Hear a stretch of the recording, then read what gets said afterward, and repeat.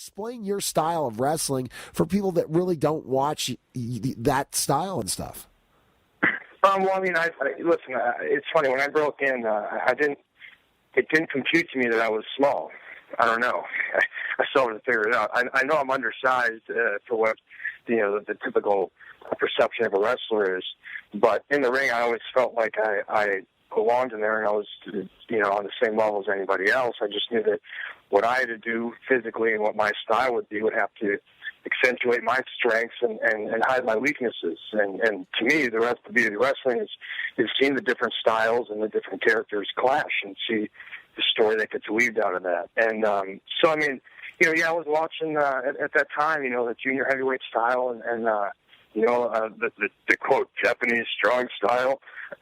You were kind of watching that and man, it was funny because at that time when you break in, it's just like an artist when you start writing an album for the first time. You start writing, you got so much in you, it just keeps coming out, and it's a lot, and you're excited and you're training 3 days a week and you have a ton of ideas and you're trying things and something's worked, something's don't, but I just never wanted to be pigeonholed as a certain type of wrestler.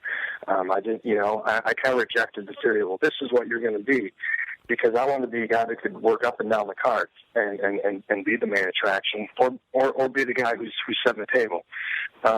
So it was important that I did everything well, not just the high-flying things, or, I didn't really learn head scissors takeovers too much or hurricanranas because we were in a garage where you couldn't really do anything vertical. So I was really learning the basics of basics.